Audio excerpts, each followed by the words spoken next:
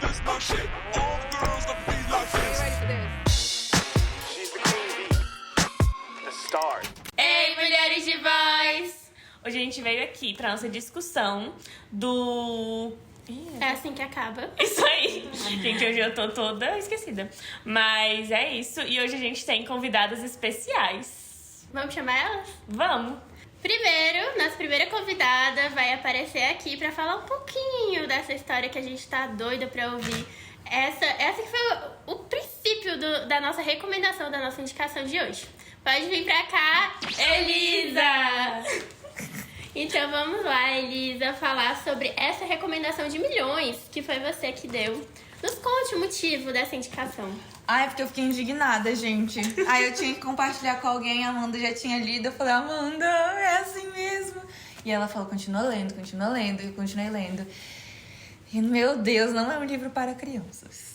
Não, mas assim, eu gosto muito desse livro porque você consegue sentir tudo com a personagem.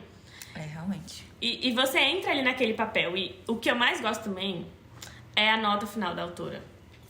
E no final... Ai, gente, eu já tô pulando tudo aqui. Mas no final, quando ela explica o título do livro... Mas eu acho que a gente pode fazer, tipo, um apanhado geral, assim. Sim, pra ter uma lógica também. E sem spoiler também, antes, né? É, então antes de começar, a gente também gostaria de falar que esse livro é um alerta de gatilho para algumas relações. Então, se você não se sentiu confortável por conteúdos violentos e sensíveis, talvez seja melhor esse episódio você só dar o like mesmo. Porque, como eu falei, você sente muito tudo com a personagem. E trata muito de relacionamentos abusivos e violência doméstica mesmo, assim. Então, se é um assunto que te traz desconforto, vamos deixar isso pra outra hora ou pra nunca, quem sabe, né?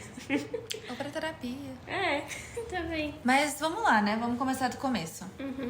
Então, essa história fala da Lily, é a vez dela, a vez da Lily Bloom. E vai contar um pouquinho sobre essa vivência da... O que é?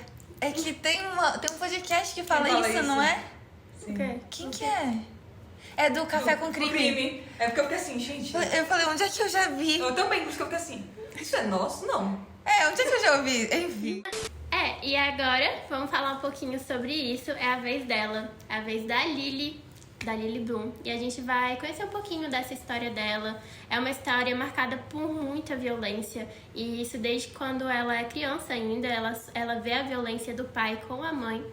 E conta um pouquinho dessa história dela. É muito dolorido ler o livro. Assim, foi um livro que eu sentia ânsia, assim, literalmente ânsia, durante os relatos que ela expressa, assim, sabe, com muitos detalhes. Todas essas violências que ela atravessa é bem difícil de ler. E no episódio passado a gente falou um pouquinho das nossas expectativas, né? E reler esse livro, eu tinha lido ele em janeiro, então faz pouquinho tempo, mas foi uma experiência muito diferente. Porque desde janeiro eu entrei em contato com muito mais questões de feminismo, da psicologia e... Enfim, então me doeu muito mais ler. E também me doeu ler porque no início você se apaixona pelo Ryan, junto com a protagonista. E aí no início eu tava, né, eu quebrei a cara junto com ela. E agora eu já fui vendo todos os sinais que vai mostrando ali ao longo da história dela. E aí eu fiquei puta comigo. Porque como assim eu me apaixonei por esse homem? Ai, olha. Eu achei muito interessante que, eu não sei se eu vou estragar o quadro de vocês, que eu vou tentar não dar spoiler. Mas, uma coisa que eu até falei contigo, Amanda, que eu fiquei com muita raiva é que durante um episódio de agressão que aconteceu no livro, a autora ela narra muito bem o pensamento da protagonista, então da Lily. E a Lily começou a pensar, tipo, não, mas foi só essa vez, tá tudo bem e não vai acontecer de novo. E eu sei disso tudo, eu estudo isso tudo e eu pensei isso. Eu falei, não, tá tudo bem, foi só uma vez, isso não vai acontecer de novo, nem foi nada. E como é que você consegue ser convencida por um discurso? Eu jurava que isso nunca ia acontecer comigo. E se isso aconteceu em uma relação que eu tô vendo num livro, imagine como se fosse comigo, sabe? Será que eu realmente teria passado pano pra essa situação? Que, teoricamente, eu nunca falaria? Total. E eu fiquei pensando também, porque, assim, a Lily, ela traz essas situações e traz também Nossa, me marcou muito isso no livro, que ela fala dessa expansão dos limites, né?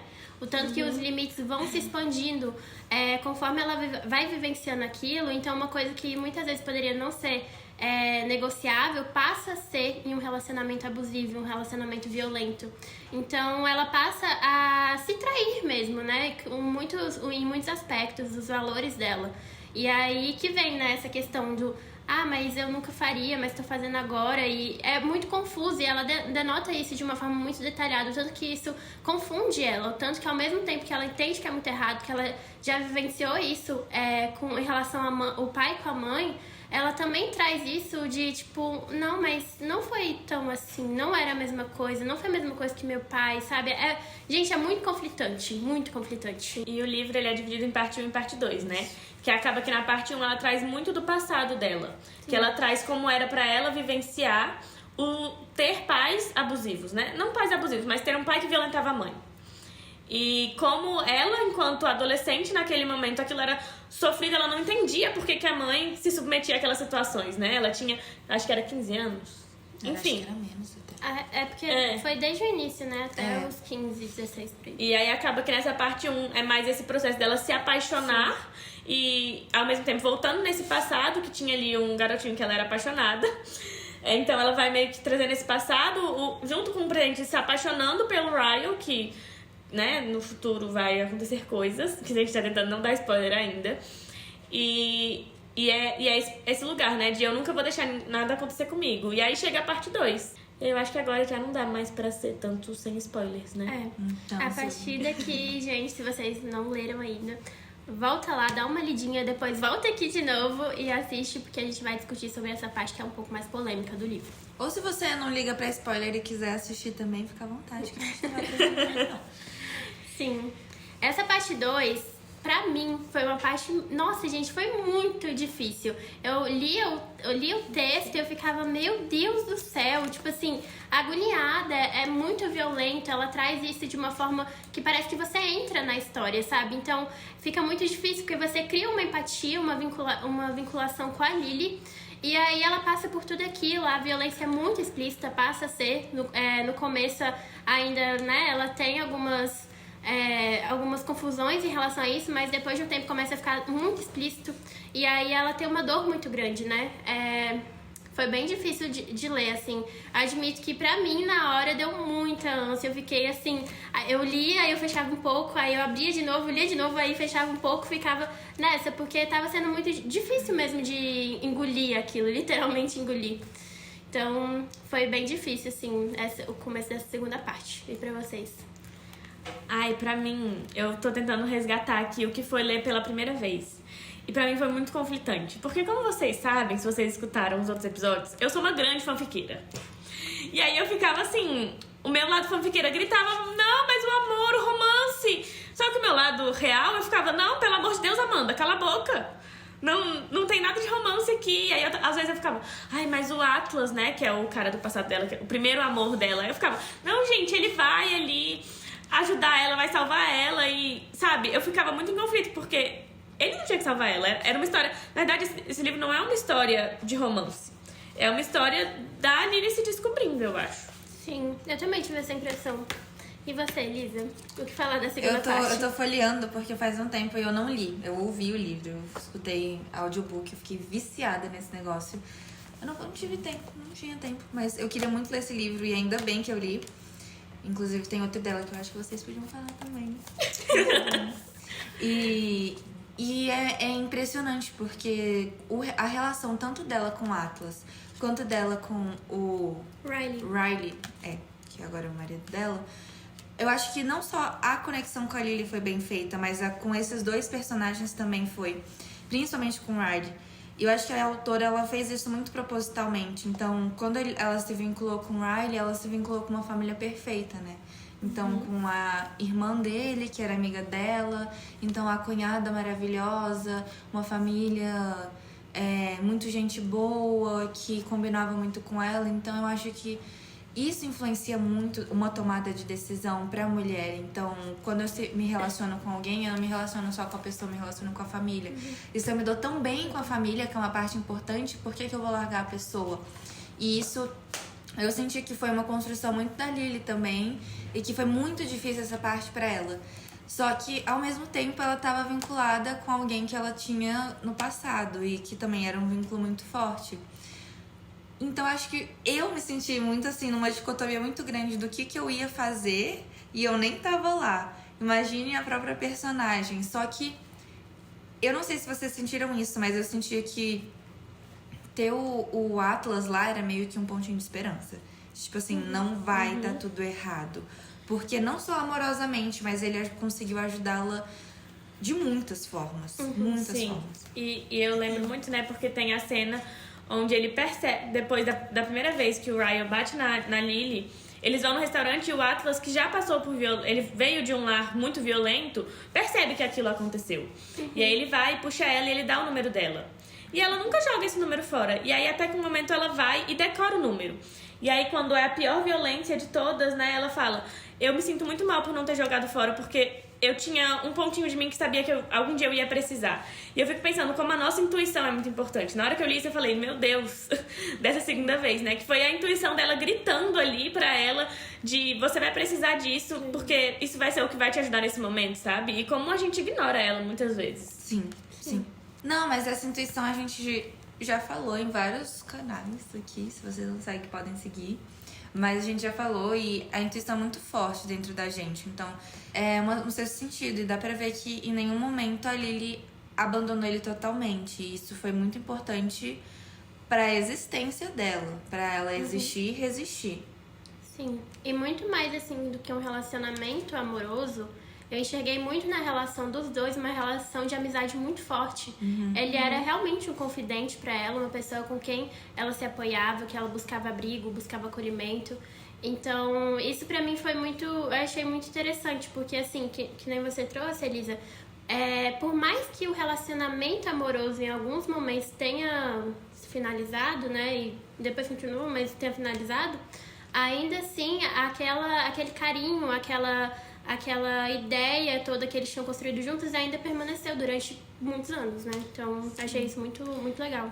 Ai, gente, e a minha parte fanfiqueira, tipo, no final, quando ele vira pra ela, ai, gente, eu não consigo, porque, né, quando ela corre e ele é ali aquele porto seguro pra ela mesmo, que ela não tem ninguém, porque a melhor amiga dela é a cunhada dela, então como assim? Ela fica em conflito, né, cara, eu quero muito correr pra ela, mas como é, né, será que ela vai me apoiar? Porque é o irmão dela que a gente tá falando, né, e isso também é muito pesado, de a melhor amiga dela ser irmã do marido dela, né, que nesse momento não serve como rede de apoio. E você tá falando do irmão, do marido dela.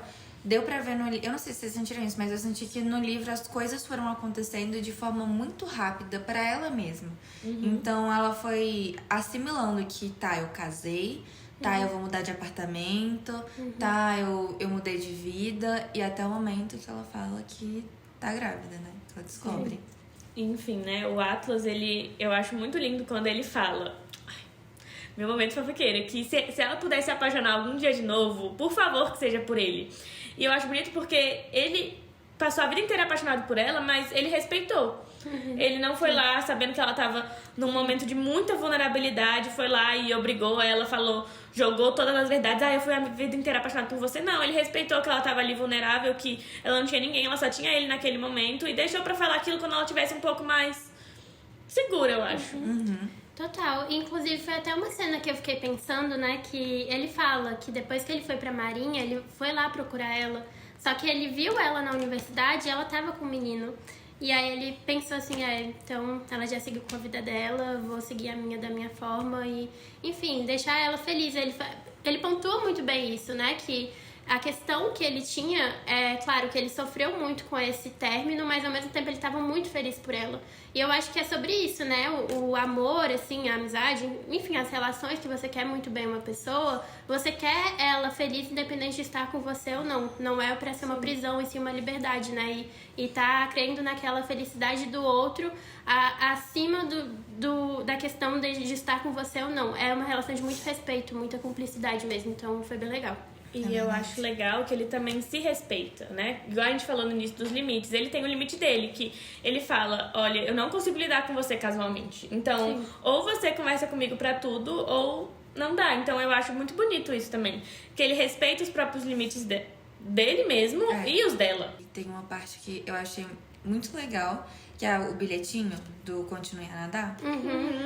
E eu achei eu achei fofo e tal, bonitinho, mas é um pouco polêmico também, né? Porque ela tá passando por muita coisa e eu fico pensando quantas mulheres têm que continuar a nadar, né? Que continuar seguindo em frente, vai, continua, não olha pra trás. Então, ao mesmo tempo que é uma forma de incentivo, também é uma forma dela resistir e continuar.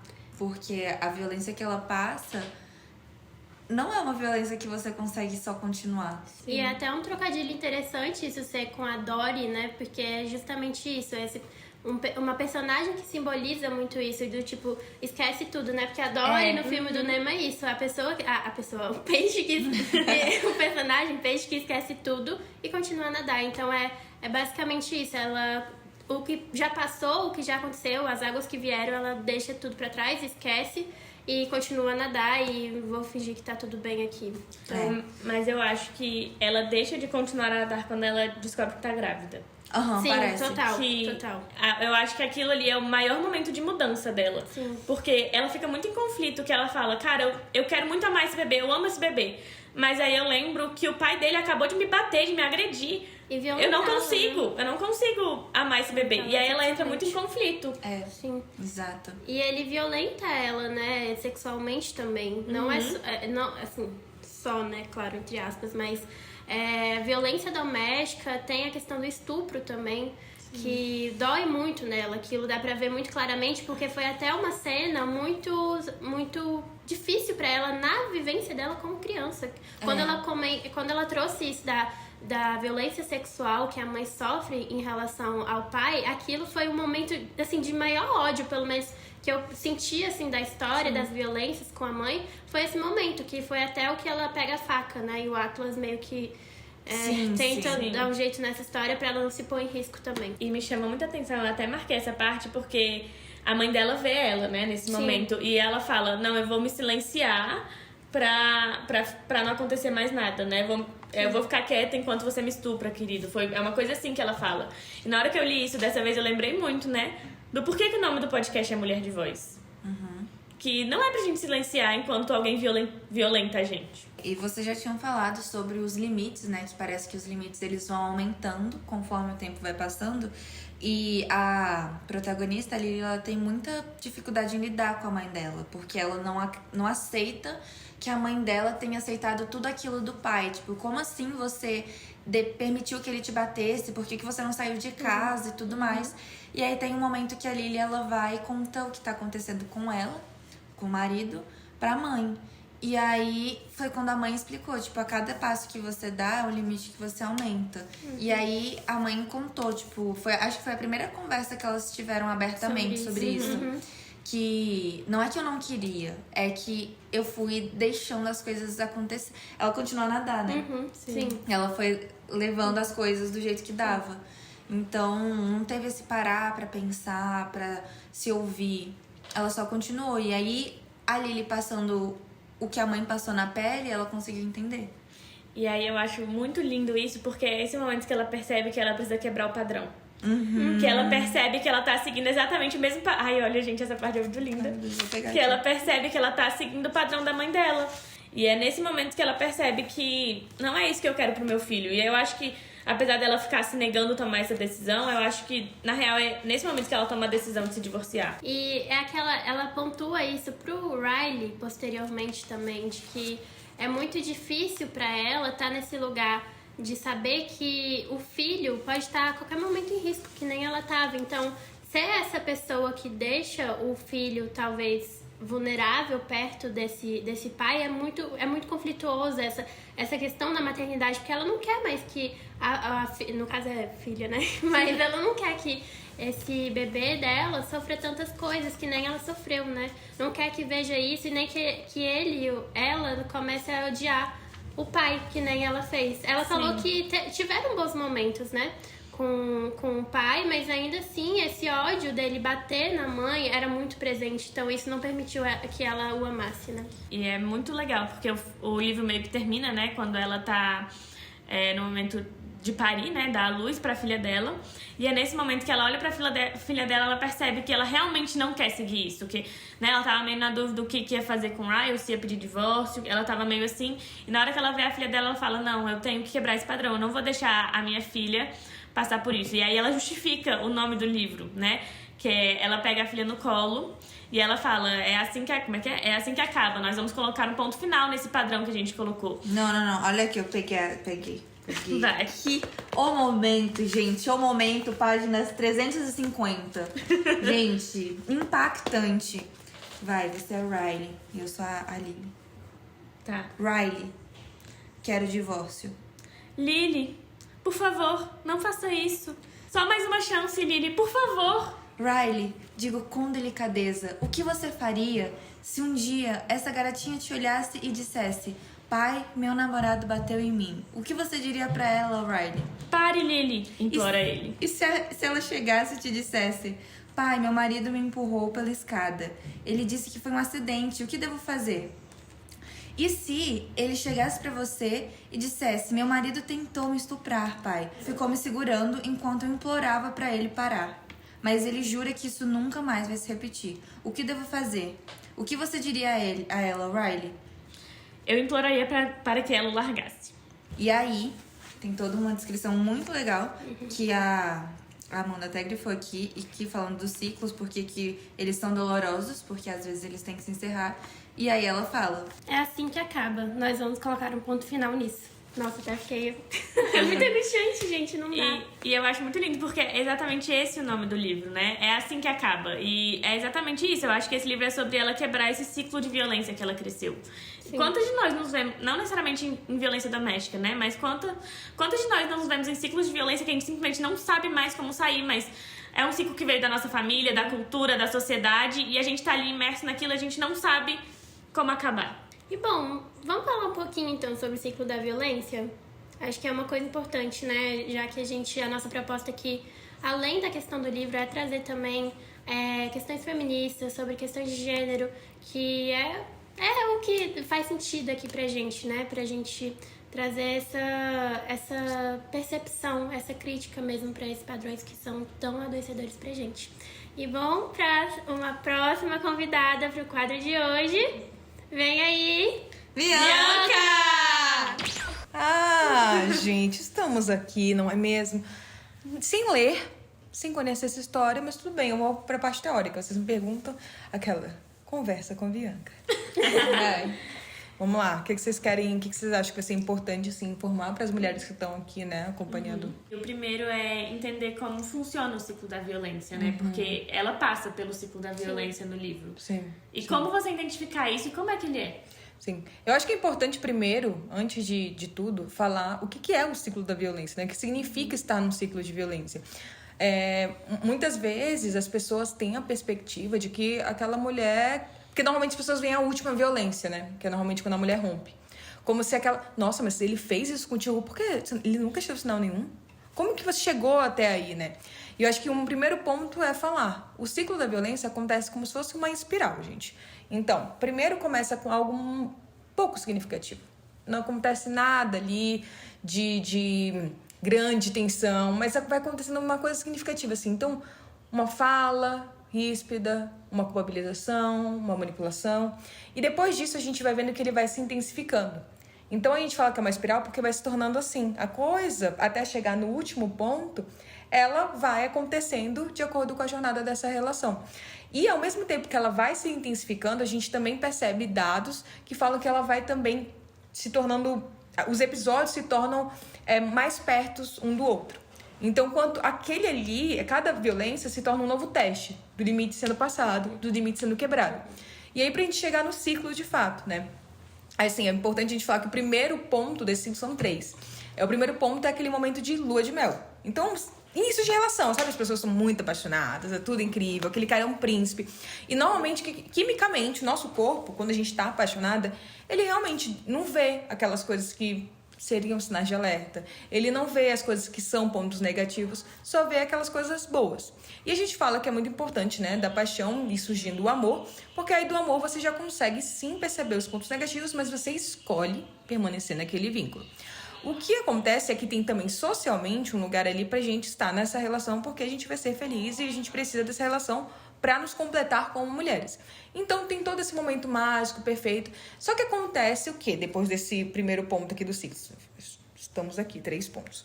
O segundo ponto vem para um momento de aumento de conflitos. Então, começam a surgir certas coisas ali que incomodam, os primeiros momentos de estresse, até que de fato vem a explosão, que é o terceiro ponto. E aí se torna a primeira violência em si. E aí que foi o que eu falei. Normalmente volta, só que volta de uma forma mais intensa e com um episódio menor. Depois dessa explosão, para essa pessoa permanecer, né, no caso dela, assim, ela permaneceu na relação porque ele foi trazendo, de algum modo, mecanismos de falar assim, nunca mais vai acontecer. Sim. Promessas, né? As promessas vão. promessas. Aí vem no outro dia sendo muito incrível. E normalmente ele se torna um príncipe no dia seguinte mesmo, né? Não no dia seguinte, mas assim, no momento seguinte. Só que isso dura pouco. Então, assim, acho que vocês foram lendo, devem ter visto isso, né? Isso acontecendo na prática. Só que aí volta. Porque, de fato, essa pessoa não se arrependeu, né? Aquilo ali é só um mecanismo pra fazer com que a pessoa fale, não, foi só um momento de estresse, desculpa, eu exagerei, mas a pessoa volta. Então, acho que é esse lugar da gente estar consciente, né? É muito tentador permanecer nessa relação quando esse cara faz muitas promessas. E você começa a pensar, olha o quanto que você passou. Por que não tentar mais um pouco?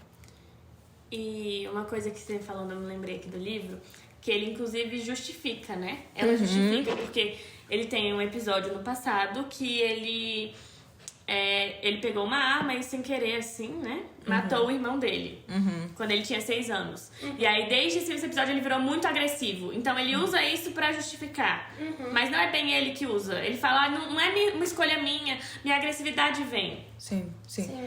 E aí, claro, que existem questões aí de traumas, mas quem tem que se responsabilizar por buscar ajuda e ter vivido esse trauma é ele. E aí volta pra uma questão também de gênero forte, que é maternar esses caras, né? E vem muitos homens que eles chegam assim, achando que mulher é terapeuta dele, né? Eu sou machucado, me cure, e você... Sendo que, socialmente, ao mesmo tempo, também a mulher que deve ser salva por esse homem. Só que a responsabilidade é dela, né? De salvar essa relação a todo momento. Então, acho que é muito significativo isso, né? Porque ele sempre tem uma carta na manga pra falar, não é meu. Ele se desresponsabiliza. Sim. Total. Então, você que tem que ser compreensiva, não sou eu que tenho que ser, lidar com tudo isso. Você tem que ser compreensiva com isso. A responsabilidade é tua. Sim. E se não bastasse isso na segunda, eu achei muito marcante, assim, como ocorreu a violência, porque na segunda violência que ele comete com ela, ele tenta convencer a todo custo que ele não foi ele que empurrou ela, foi ela que caiu. E ele tenta muito, assim, muito mesmo convencer ela disso, como se, tipo assim, não, você que caiu, não foi eu que te empurrei. Famoso gaslight, né? Exato, total. E pra quem não sabe o que é gaslight, é um tipo de violência, principalmente psicológica nesse sentido, em que surgiu a partir de um filme que chamava Gaslighting, que o cara fingia, ele mudava ali essa luzinha que era a gás, e falava pra essa mulher, ué, você não tá vendo que tá desligando a luz? Você não tá vendo isso? Não, ela falava, você não tá vendo que tá desligando? Tá toda hora com um problema? Eu falava, não, coisa da sua cabeça, você é louca. Que é esse lugar de achar que a gente todo momento é louca. E o que acontece? Quando ele repete tanto essa experiência pra essa mulher que tá vulnerável, ela começa a duvidar das suas próprias percepções, da sua própria memória. E o quanto que a gente vive isso como mulher constantemente, né? O cara, ele é razão, a gente é emoção. Então, se ele é razão, ele sabe o que aconteceu. Eu que estou ficando louca. Então, eu acho que... E é muito acho que é conflituoso isso quando só tem 2 pessoas. Que você fala assim... Pô, se a outra pessoa tá falando isso, existe a verdade, né? A verdade não caminha. É do homem. Total. E, ai, gente, é muito, muito sofrimento esse livro, assim, porque você vê, inclusive até fiquei pensando, né? Quando eu fui ler as notas da autora, eu fiquei, meu Deus, essa escritora com certeza ela passou por um relacionamento abusivo, porque não tem como, assim, a escrita dela, você, tipo assim, entra na história, você é atravessado por todos os conflitos da Lily, por toda aquela dor dela. Então, não é uma leitura, assim, muito fácil de digerir. Mas é uma leitura que eu achei muito importante, porque trouxe momentos que eu acho que até uma questão, Bia, que é importante a gente falar aqui, né? Que ela fala ela fala em alguns momentos que a mãe é fraca, mas não é isso, sabe? Não tem a ver com a mulher, e inclusive ela apontou isso no final. Por que ficam duvidando tanto dessa força da mulher ao invés de questionar os atos do homem? Sim. Ela fala bastante isso, que a primeira coisa que ela fez com a mãe é culpá-la. Então, como uma mulher se coloca nessa situação e nunca porque um homem faz isso com uma mulher? Sim. Isso foi uma coisa que impactou muito, inclusive eu levei isso para um grupo de estudos nosso. Sim. Porque, basicamente, o livro eu acho que é a criação de um ciclo. O ciclo da violência. E é muito bem construído. Então, eu não sei mesmo como a autora conseguiu fazer isso, mas ela conseguiu fazer algo que chega a ser complicado da gente escrever. Porque eu acho que esse livro impacta cada pessoa de uma forma. Então, teve uma época que eu queria muito ler um livro emocionante, assim, que eu iria me emocionar, iria chorar mesmo. E aí, o primeiro livro que apareceu foi esse. E eu não chorei nesse livro. Eu não chorei em nenhum momento. Mas eu fiquei muito incomodada. Eu fiquei igual a Mara, assim, eu fiquei com nojo mesmo de ter que parar, raciocinar um pouco e entender que tava demais. Tipo, as descrições são muito gráficas, então você não precisa nem ter uma imaginação muito fértil pra entender o que tá rolando. E isso é um gatilho muito grande. Por isso que a gente deu esse alerta de gatilho, porque às vezes só entrar na temática violência já é um gatilho muito forte pra muitas mulheres. E é o que a Mari falou, assim, eu acho que ela já viveu essa relação. Acho que a questão é que mulher nunca viveu uma relação de violência, né? Cada um na sua perspectiva.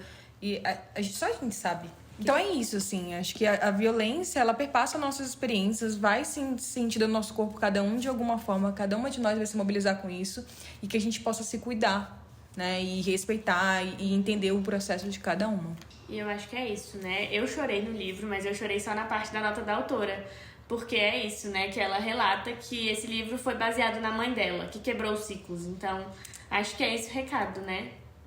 Vamos quebrar ciclos e padrões. Sim. E é assim que acaba. Então, esse foi o episódio de hoje. Espero que vocês tenham gostado. A gente pensou com muito carinho ontem. Tava mandando vários áudios, Bia estava me xingando, mas... Ai, gente, 15 minutos de foi áudio. com muito carinho que a gente pensou em convidar elas pra essa conversa. E é isso, gente. Mandem também recomendações, indicações. A Elisa está aqui fervorosa nas indicações dela. Podem mandar Se também. vocês não mandarem, eu vou mandar tudo. Sim, então mandem pra gente, sigam as páginas, deem um joinha, liga aqui as notificações, que a gente quer muito receber aqui, esse espaço é nosso. E lembrando que o nosso e-mail é mv.mulherdevoz@gmail.com. Se você quiser participar de outros quadros também, tem um vídeo lá que a Bia explica direitinho como participar. Na rede social, que é @pod.mulherdevoz. Tanto no TikTok quanto no Instagram. É isso. Tchau.